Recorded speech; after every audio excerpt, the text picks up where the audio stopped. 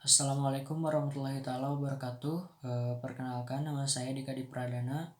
Saya salah satu pemateri dari kelompok 3 akan menjelaskan tentang kode etik bimbingan konseling. Nah, langsung saja ke pembahasan yang pertama, ada pengertian kode etik bimbingan konseling. Nah, kode etik ini merupakan seperangkat standar, peraturan, serta pedoman atau nilai-nilai yang mengatur ataupun mengarahkan perbuatan serta tindakan untuk berinteraksi dengan orang lain.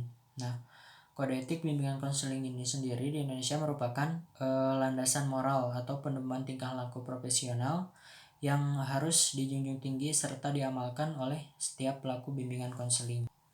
Selanjutnya ada dasar-dasar kode etik profesi bimbingan konseling. Nah, di Indonesia ini ada 2 dasar yang melandasi kode etik profesi bimbingan konseling. Yang pertama ada Pancasila, dikarenakan bimbingan konseling ini merupakan usaha pelayanan terhadap sesama manusia, khususnya pembinaan warga negara. Nah, selanjutnya ada tuntunan profesi, dikarenakan mengacu pada kebutuhan serta kebahagiaan klien sesuai dengan norma yang berlaku. Selanjutnya ada kode etik bimbingan konseling. Nah, seperti yang tadi, kode etik bimbingan konseling adalah ketentuan-ketentuan atau peraturan-peraturan yang harus ditaati oleh siapa saja yang ingin berkecimpung dalam bidang bimbingan konseling ini sendiri. Nah, menurut Walgito ada beberapa kode etik bimbingan konseling ini sendiri. Yang pertama, pembimbing atau pejabat lain yang memegang jabatan dalam bidang bimbingan konseling ini sendiri harus memegang teguh prinsip bimbingan dan konseling.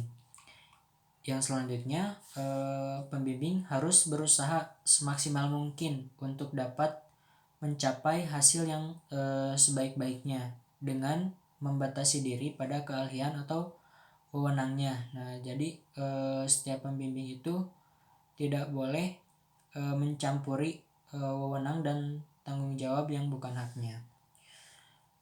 Untuk selanjutnya, karena pekerjaan bimbingan konseling ini berhubungan langsung dengan kehidupan pribadi orang yang berkonsultasi, maka seorang pembimbing ini harus memiliki beberapa sifat.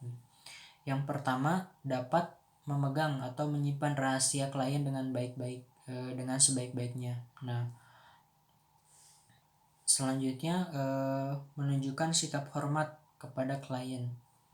Yang terakhir, menghargai berbagai macam permasalahan, atau misalkan pembimbing harus menghadapi klien dengan derajat yang sama atau tidak membeda-bedakan. Serta banyak lagi sifat-sifat yang harus dimiliki oleh pembimbing bimbingan konseling ini sendiri. Yang selanjutnya ada tujuan kode etik bimbingan konseling ini sendiri. Yang pertama adalah panduan perilaku berkarakter. Nah, dari tujuan kode etik ini sendiri adalah membentuk pribadi yang berkarakter gitu. Yang kedua, membantu anggota organisasi dalam membangun kegiatan pelayanan yang profesional.